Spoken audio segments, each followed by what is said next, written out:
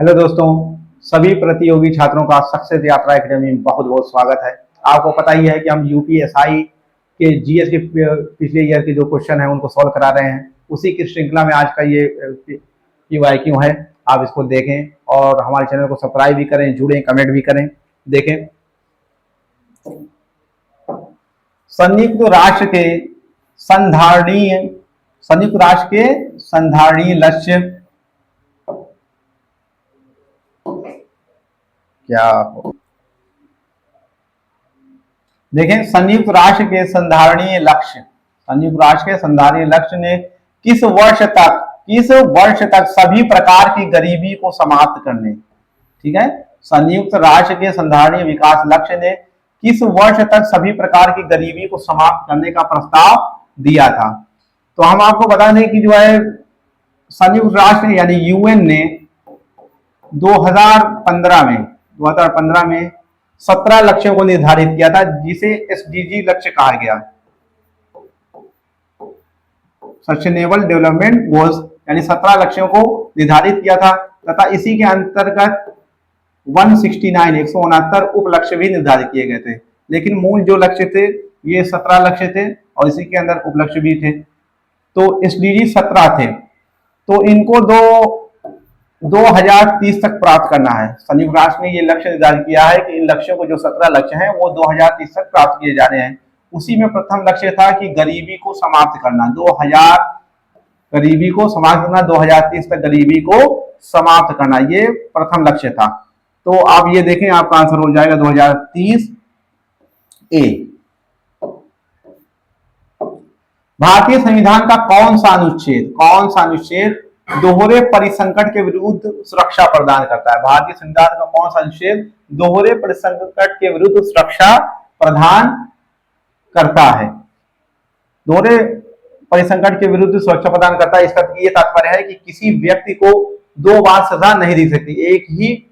एक ही जो है अपराध के लिए उसको 2 बार सजा नहीं दी सकती है। और यहां पर देखें कि अनुच्छेद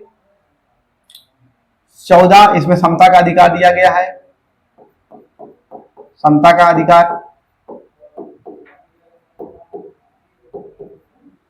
जबकि अनुच्छेद 20 में यहां पर जो है दोहरे दंड से जो है मुक्ति दी गई है, यानी आपको जो है एक ही जो है अपराध के लिए 2 बार दोषी नहीं ठहराया जा सकता है। तो आपका आंसर हो जाएगा बी, अनुच्छेद 20, आपका ये आंसर हो जाएगा।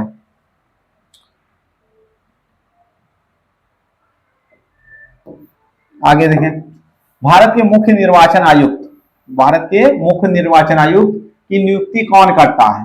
भारत के उपराष्ट्रपति नियुक्ति नहीं करते।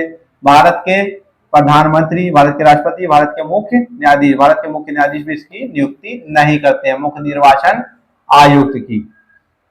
ठीक है, भारत के राष्ट्रपति द्वारा जो है इसकी जो है की जाती है नियुक्ति, ठीक है, प्रधानमंत्री की सलाह पर की जाती है। प्रधानमंत्री की सलाह पर राष्ट्रपति द्वारा इनकी नियुक्ति की जाती है मुख्य निर्वाचन आयुक्त की। तो हो जाएगा आपका आंसर, ठीक है, अनुच्छेद 324 में मुख्य निर्वाचन आयुक्त और जो है उनकी शक्तियों का प्रावधान किया गया है, और ये भारत के राष्ट्रपति आपका आंसर हो जाएगा। आपका आंसर हो जाएगा सी, भारत के राष्ट्रपति। छात्रों, चौथा क्वेश्चन देखें, भारत में निर्यात आयात बैंक की स्थापना कब की गई थी? भारत में निर्यात आयात बैंक की स्थापना कब की गई थी? इस बैंक को एक्जिम बैंक भी कहा जाता है,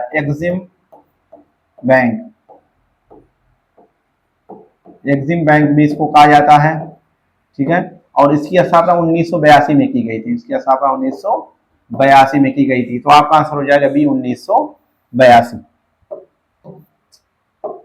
फेसबुक पर शो देखने के लिए निम्नलिखित में से कौन से प्लेटफॉर्म का उपयोग किया जाता है? फेसबुक पर शो देखने के लिए कैमियो का, फेसट्यूब का, फेस ऐप का या फेसबुक वॉच का? तो इस पर जो है प्लेटफॉर्म को जो है यूज करने के लिए, शो देखने के लिए फेसबुक वॉच का इस्तेमाल किया जाता है, फेसबुक वॉच। तो आपका आंसर हो जाएगा डी, फेसबुक वॉच। किसी कोशिका के भीतर केंद्र में स्थित विशिष्ट गोलाकार संरचना को क्या कहा जाता है? विशिष्ट गोलाकार संरचना को क्या कहा जाता है? रंध्र कहा जाता है, रंध्र का मतलब छिद्र होता है, तो ये नहीं कहा जाता है।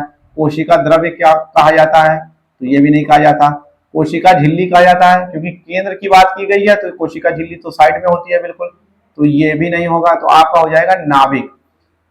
भीतर केंद्र में स्थित गोलाकार एक संरचना होती है कोशिका में, यानी कोई कोशिका इस तरीके से अगर हो गई तो इसमें जो है एक जो है बीच में जो है गोलाकार संरचना होती है, तो इसको जो है केंद्र कहा जाता है। ठीक है। वही कोशिका झिल्ली ये लिपिड और प्रोटीन की बनी होती है, लिपिड प्रोटीन की बनी होती है, लिपिड और प्रोटीन की बनी होती है। तो आपका आंसर हो जाएगा सी, नाभिक। संविधान की किस अनुसूची में दल बदल विरोधी कानून के प्रावधान शामिल हैं? दल बदल विरोधी कानून के प्रावधान शामिल है। यहां पर देखें 7वीं अनुसूची, ये केंद्र यानी संघ सूची, राज्य सूची, राज्य सूची और समवर्ती सूची का प्रावधान इसमें किया गया है। समवर्ती सूची, सूची का इसमें प्रावधान किया गया है। जबकि 9वीं अनुसूची जो कि 1951 में इसको जो है अंतर्स्थापित किया गया, प्रथम संविधान संशोधन द्वारा इसको अंतर्स्थापित किया गया था। इसमें जो भी मैटर यानी जो भी विषय इसमें डाल दिए जाते हैं वो वाद योग्य नहीं रह जाते, यानी जो है न्यायालय उस पर कोई निर्णय नहीं दे सकते। लेकिन हाल ही के जो है कई जो है जजमेंट में सर्वोच्च न्यायालय ने ये कहा है कि 9वीं अनुसूची में डालने के बाद भी जो है ये वाद योग्य है, यानी इस पर जो है मुकदमे चलाए जा सकते हैं। जबकि 4थी अनुसूची राज्यसभा में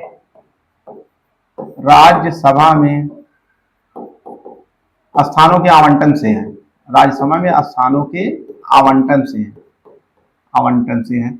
जबकि 10वीं अनुसूची ये दल बदल से संबंधित है।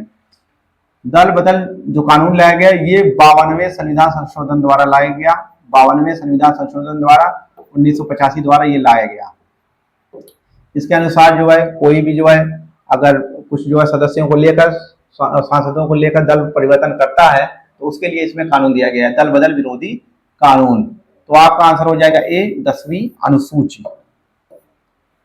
राष्ट्रीय सुरक्षा अधिनियम 1980 के प्रावधानों के मामले में सर्वोच्च न्यायालय की 5 न्यायाधीशों की पीठ ने बरकरार रखा था। A.K. रॉय बनाम भारत संघ, खड़क सिंह बनाम यूपी राज्य, अहमद नूर मोहम्मद भट्टी बनाम गुजरात राज्य, सुनील बत्रा बनाम दिल्ली प्रशासन। तो सर्वोच्च न्यायालय की 5 न्यायाधीशों की पीठ ने बरकरार रखा था। A.K. रॉय बनाम भारत संघ बात को जो है बरकरार रखा था, इन प्रावधानों को उन्होंने बरकरार रखा था। तो आपका आंसर हो जाएगा A.K. रॉय बनाम भारत संघ। यहाँ पर ये ध्यान देने वाली बात है कि सर्वोच्च न्यायालय जब जो पीठ का गठन करता है तो संवैधानिक पीठ में कम से कम जो है 5 न्यायाधीश होने चाहिए, तो वो संवैधानिक पीठ हो सकती है। 5 से ज्यादा 7 भी हो सकते हैं, 9 भी हो सकते हैं, यानी ये पीठ जो है बढ़ती ही जाएगी, लेकिन कम से कम 5 जो है उसमें जो है न्यायाधीश होने चाहिए।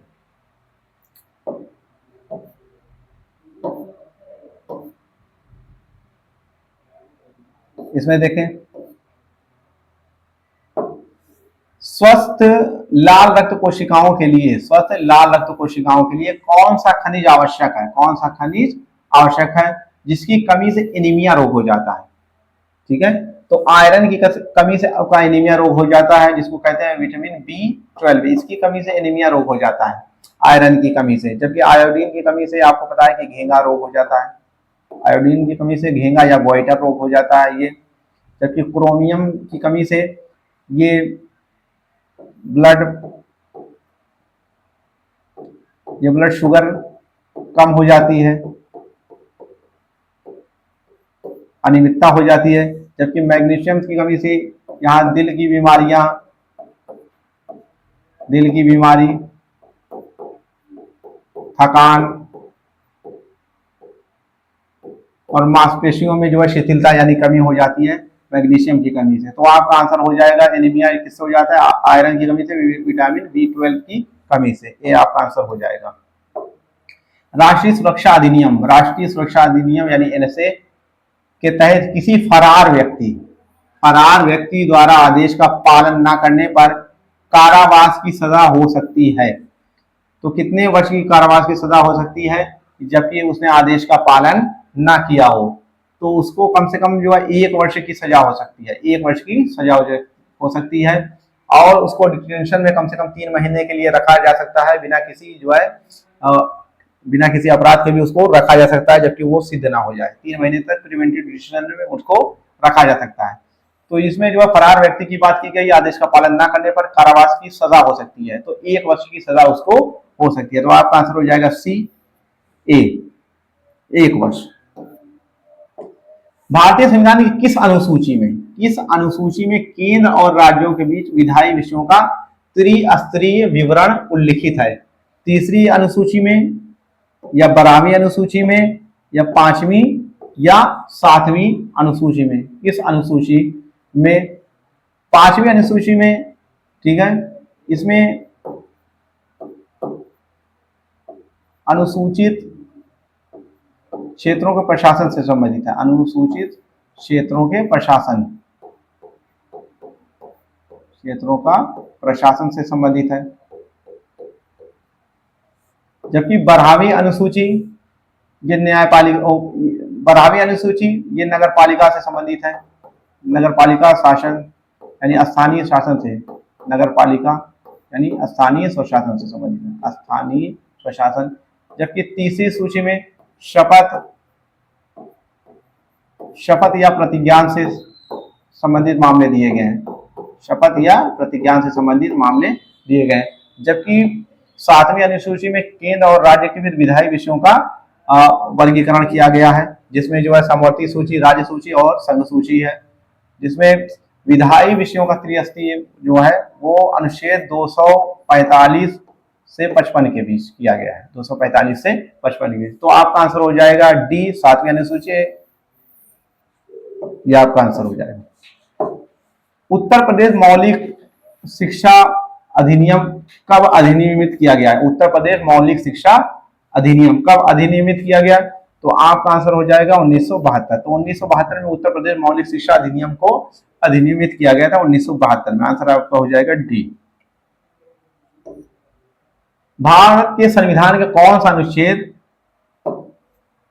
व्यक्तिगत संपत्ति के सुरक्षा प्रदान करता है? व्यक्तिगत संपत्ति के लिए सुरक्षा प्रदान करता है। अनुच्छेद 1901, 301, अनुच्छेद 108 और अनुच्छेद 265। तो अनुच्छेद 19A है विचार एवं अभिव्यक्ति की स्वतंत्रता, विचार अभिव्यक्ति की स्वतंत्रता से संबंधित है। जबकि अनुच्छेद 108 दोनों सदनों की संयुक्त बैठक से संबंधित है, दोनों सदनों की संयुक्त बैठक, दोनों सदनों की संयुक्त बैठक। जबकि अनुच्छेद 265 ये विधि द्वारा ही कर लगाने संबंधित है, विधि द्वारा ही कर के आरोपण से है, यानी करारोपण से, विधि द्वारा ही कर के लगाए जाने से है। यानी संसद ही कोई कानून बना सकती है जिसके द्वारा किसी कर को जो है लगाया या हटाया जा सकता है, तो इसका अनुच्छेद 265 में प्रावधान है। जबकि ये अनुच्छेद 301 ये संपत्ति के मौलिक अधिकार को लीगल राइट बना दिया गया, कानूनी अधिकार बनाया गया, और इसे अनुच्छेद 19 से निकालकर 300A में डाला गया, 300A में डाला गया। इसको 42वें संविधान संशोधन द्वारा किया गया, 42वें संशोधन द्वारा इसको किया गया। तो आपका आंसर हो जाएगा बी, अनुच्छेद 301A, ये संपत्ति से संबंधित सुरक्षा प्रदान करता है। सूचना का अधिकार अधिनियम, सूचना का अधिकार अधिनियम यानी right to information act, RTI act 2000, right to information act 2005। हाँ, कितनी अनुसूचियां इसमें? कितनी अनुसूचियां? 5 हैं, 4 हैं, 1 2 है, तो इसमें 2 अनुसूचियां हैं, इसमें 2 अनुसूचियां हैं, जिसको अक्टूबर 2005 में इसको लागू किया गया था। तो आपका आंसर हो जाएगा डी, 2। निम्नलिखित में से कौन सा एक कर मुक्त अनुलाभ है? कर मुक्त अनुलाभ है, यह आपके लिए होमवर्क है। आप कमेंट सेक्शन में हमको बताएं कि इसका आंसर क्या होगा। महंगाई भत्ता होगा, भोजन भत्ता होगा, या ओवर टाइम भत्ता होगा या नियोक्ता द्वारा प्रशिक्षण होगा, कौन सा एक कर मुक्त अनुलाभ है, कर मुक्त अनुलाभ है। तो आप जो कमेंट सेक्शन में हमें बताएं इसका आंसर क्या होगा। हम ऐसे ही सीरीज इसको जारी रखेंगे। आप हमसे जुड़ें, सब्सक्राइब भी करें, शेयर भी करें और जो भी गलतियां हों जो है इंगित करें हमको। थैंक यू, धन्यवाद।